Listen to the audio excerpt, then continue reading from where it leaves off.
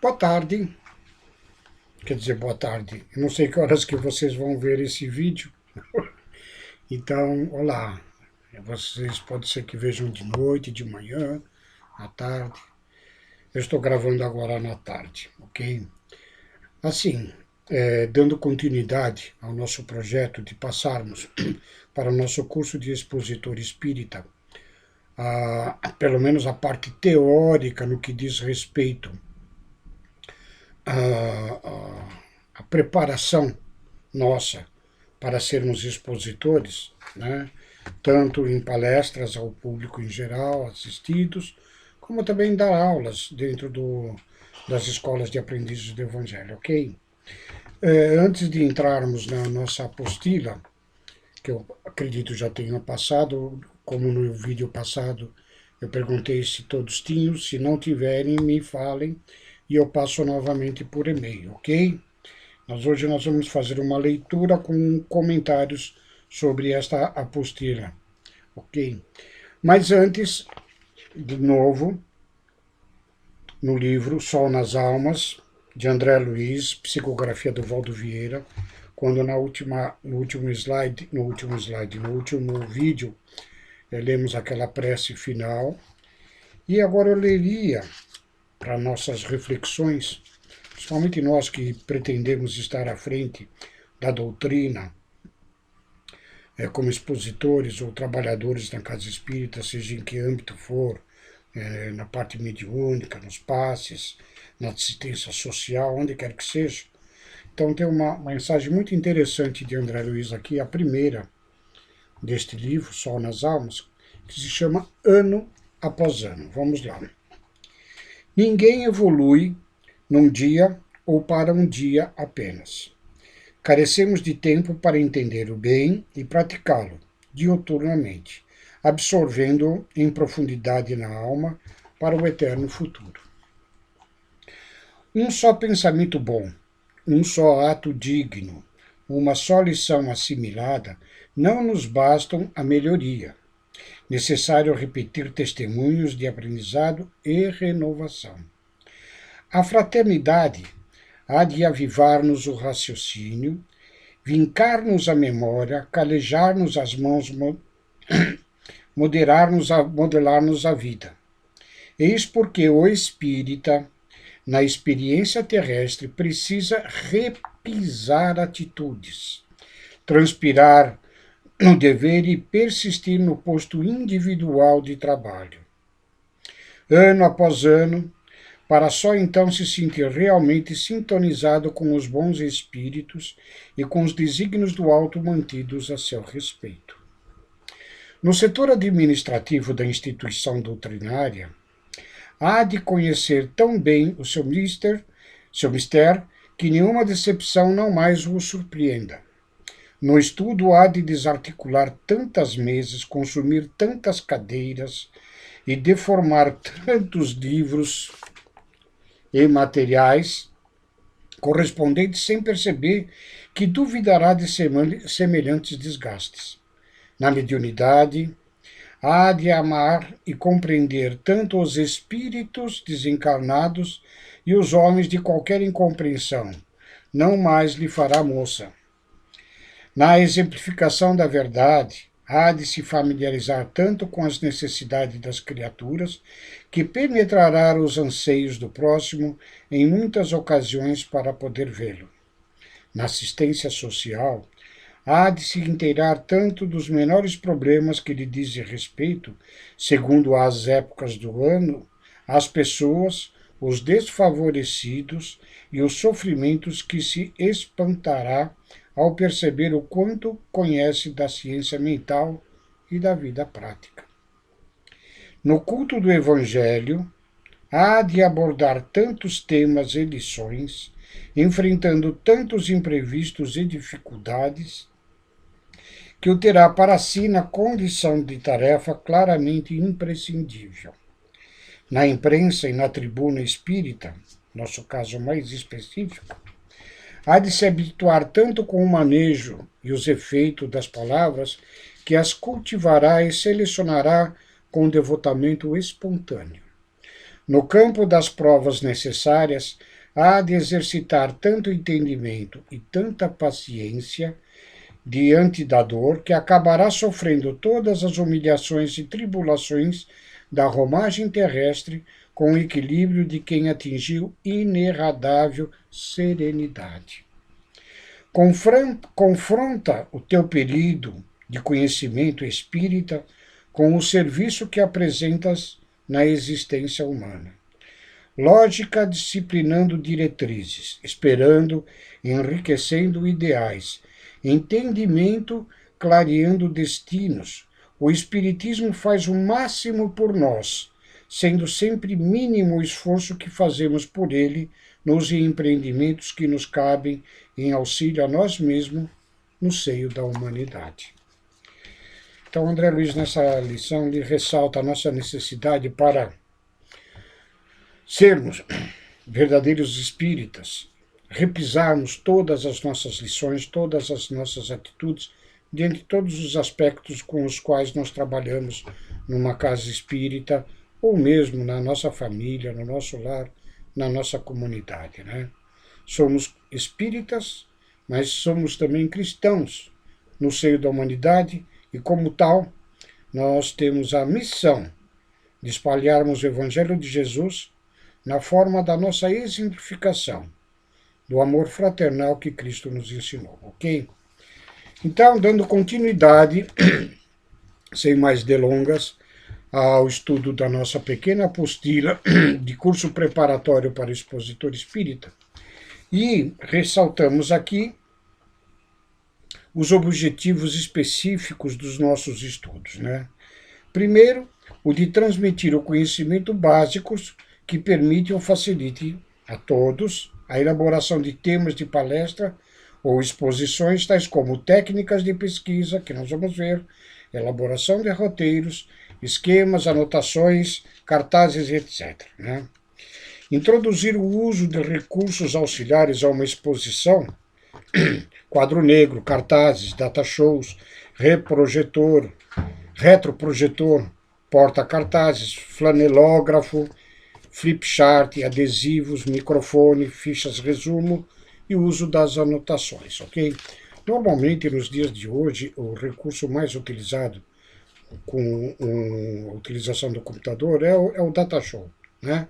O projetor de slides, onde a gente, resumindo, sem colocar textos muito extensos nos slides, pois senão o assistido, ele fica na dúvida se ouve o palestrante ou se ele lê o slide. Então, os slides e toda a forma de visualização do tema que estamos desenvolvendo, eles têm que ser sucintos e, normalmente, com figuras que levem a ideia daquilo que nós estamos projetando com as palavras, ok?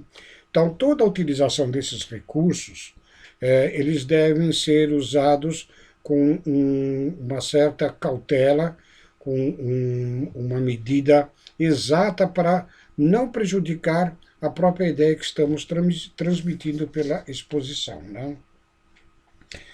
É fato, nós já tínhamos salientado, né, a utilização do flanelógrafo, né? Eu conheci isso quando menino, minha mãe dava aula de evangelização lá na Seara Bendita, nós morávamos em Campo Belo, e ela usava o flanelógrafo, que era um pedaço de madeira coberta com uma flanela, da qual ela colava em recortes de jornais de figuras, a flanela atrás, e essa figura ela pregava nesse painel com flanela, de modo a ilustrar a aula, a lição que ela estava dando na evangelização infantil, ok? Esse recurso já há muito que eu não vejo sendo utilizado, mesmo porque hoje, com a gama de figuras que nós temos na internet, né, fica fácil de se colocar no data show, ok? Vamos ver também o uso de técnicas do uso da palavra que facilite o entendimento por parte do público do item do estudo, postura, voz, linguagem, olhos, as mãos e a conduta, e durante a exposição, o posicionamento com relação a participação e questionamentos do próprio público que nós estamos dando esta ou aquela palestra, ok? Estimular a desinibição de todos os participantes aqui desse nosso curso e estimular o conhecimento do conteúdo doutrinário. Isso, como já dissemos da outra vez, é fundamental. Depois que nós vemos essa parte da retórica, das técnicas, da oratória, nós vamos entrar mais fortemente no estudo dos conteúdos do expositor espírita, ok?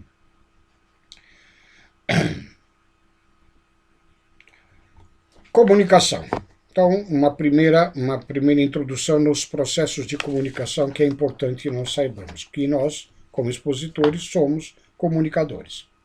Etimologicamente, a palavra vem do latim communicatione, ou o ato ou o efeito de se comunicar. Ou seja, comunicação é o processo de tornar comum aos indivíduos ideias, sentimentos, hábitos, regras, atitudes, permitindo a integração entre os seres humanos. O objetivo de comunicar consiste no entendimento entre os humanos, tendo como funções conduta do processo social, fazer a interação desse processo e a manutenção do humano como ser social. E é importante que a gente saiba também que no ato de comunicação existe o emissor, um meio pelo qual se comunica, no caso agora é a fala, e o receptor, aquele a quem é dirigida a comunicação. Nem sempre a ideia que o expeditor está dando na comunicação é a mesma percebida pelo receptor da comunicação. Por isso que precisa-se muito cuidado de se pensar no que se fala, como se fala e para quem se fala. São técnicas que a gente vai, inclusive, estudar aqui. Logo, sem comunicação não há cultura, e para isso podemos utilizar alguns recursos para o aperfeiçoamento do diálogo. E aí é listado na nossa pequena apostila os sistemas de comunicações principais. Primeiro, a linguagem, os gestos, as expressões faciais, que é na qual a gente queira dar o ênfase, né? Se colocar como uma forma corporal da própria comunicação. A imagem, a música, a dança, o teatro, as regras sociais e as convenções. Né? São alguns dos aspectos dos sistemas de comunicação existentes na nossa sociedade. Os elementos do processo comunicativo são o emissor ou a fonte, como citamos, o codificador, o canal pelo qual se utiliza esse processo de comunicação, o decodificador do lado do receptor e o próprio receptor ou o destinatário da mensagem. Okay? As recomendações para a efetividade da comunicação. Não basta a gente falar, a gente tem que ser efetivo naquilo que queremos transmitir. Cabe ao emissor realizar a seleção da mensagem, assim como a seleção do meio pertinente e da forma mais apropriada ao seu discurso, à sua comunicação. Entre emissor e receptor, quem decide o gabarito da comunicação humana é o receptor. É ele que vai ter a percepção, pela visão dele, pela audição dele, né? O teor da comunicação que nós estamos dando. Ele que dá o tom do que nós estamos divulgando. A afinidade da comunicação humana deve ser evidente e por isso depende da organização das ideias. Nós vamos ver que lá na frente a gente, antes de se preparar, antes de fazer uma exposição, a gente tem que preparar, colocar em ordem todas as nossas ideias e algumas técnicas que nos auxiliem a isto. Completa o processo da comunicação quando se observa na volta a reação do receptor, até para ver se houve, de fato, o verdadeiro entendimento da qual o emissor tinha a intenção de dar. A linguagem utilizada na comunicação humana deve ser compartilhada entre emissor e receptor, fazendo comum e significação de experiências e símbolos. Sendo a comunicação humana processo essencialmente dinâmico, não pode ser abandonado antes de se completar. Aqui estamos falando numa situação simples entre um emissor e um receptor, mas nós vamos ver quando esta comunicação se dá com um rol de pessoas, com uma quantidade, com um grupo, um público, ok? Embora imperfeita, emissor e receptor devem esforçar-se em diminuir as deficiências da comunicação humana. Normalmente a gente chama de os ruídos da comunicação.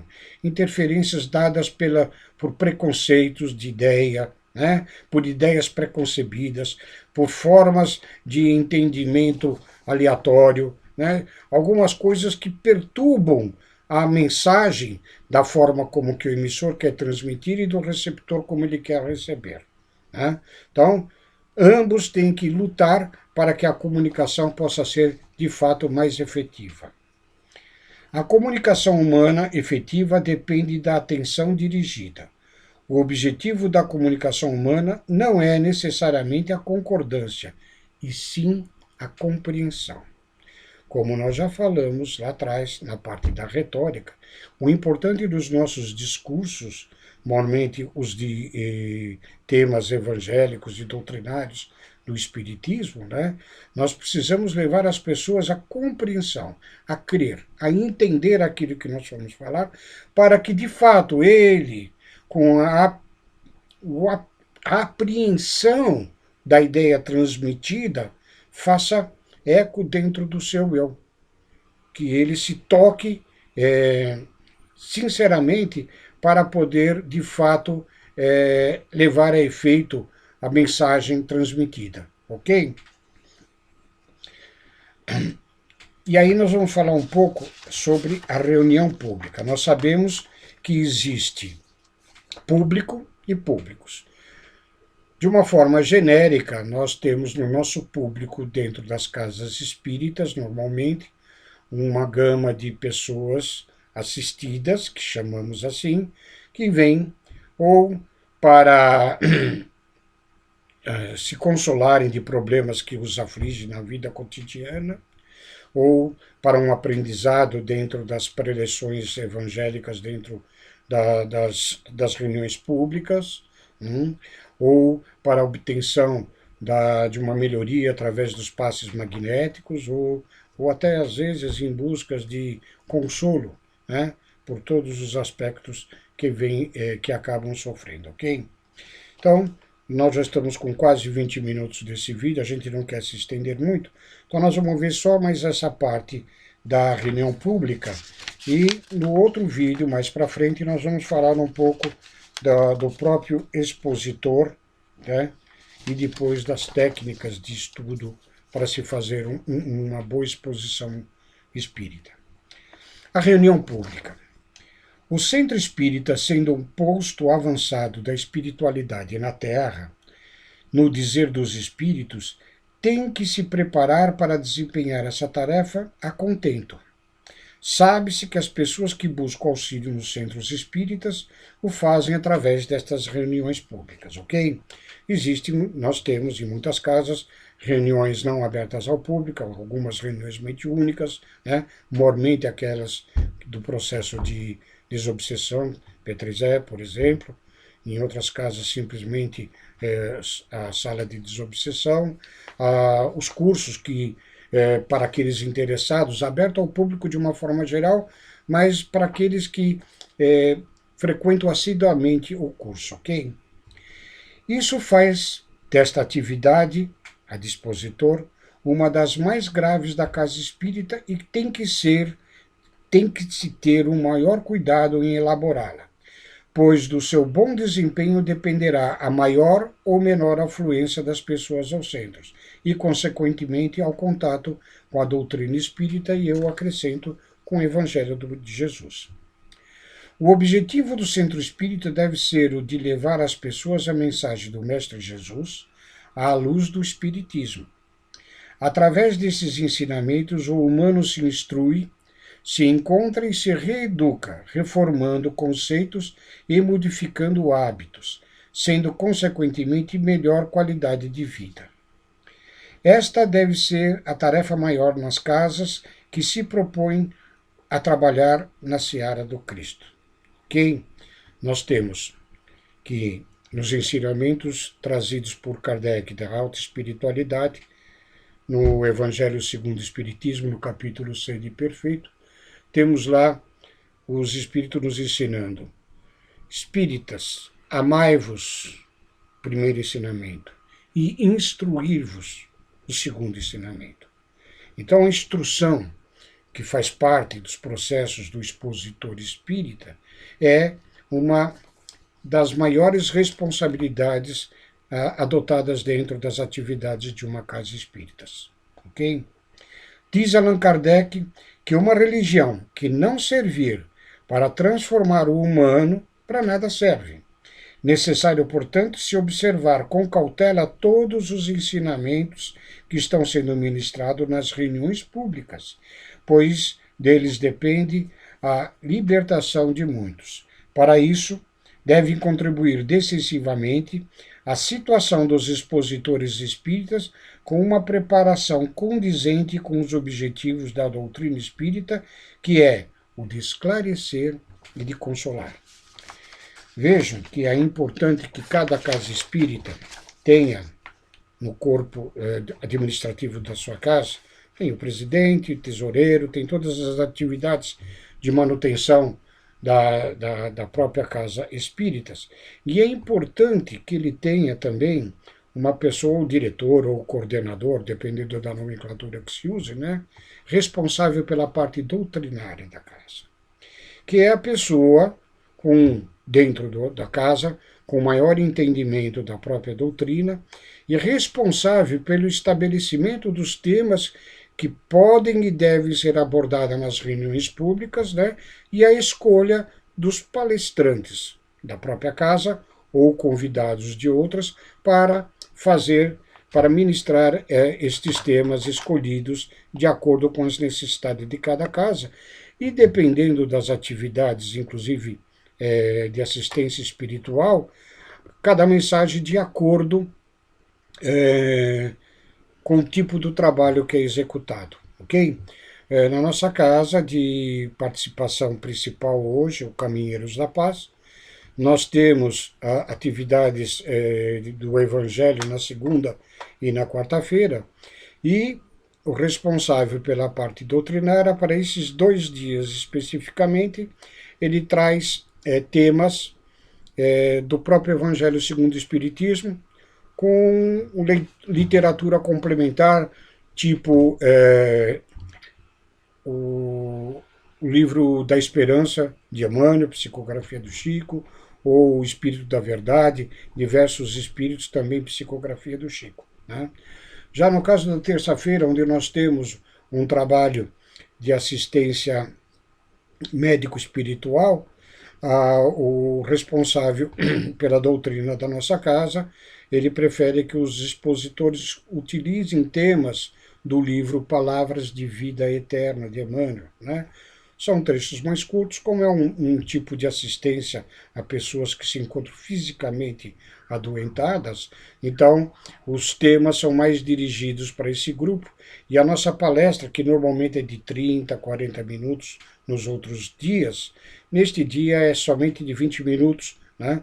Até porque as pessoas estão lá muitas vezes com dores, pessoas com câncer, fazendo quimioterapia, com baixa imunidade, e que nessa época da quarentena, evidentemente, este atendimento está suspenso. Tá? Aos sábados à tarde, nós temos um trabalho lá, o Projeto Renascer, que eu acho que é de conhecimento de vocês também. O Hilarião participou conosco lá do Caminheiros da Paz, também para implantar este projeto, no Renascer, que envolve um atendimento a todas as pessoas que têm alguma forma de dependência, seja de vícios, química, pendências psíquicas, seja quaisquer que forem, né? E nesses dias os expositores se prendem a temas previamente elaborados para esse tipo de atendimento, né?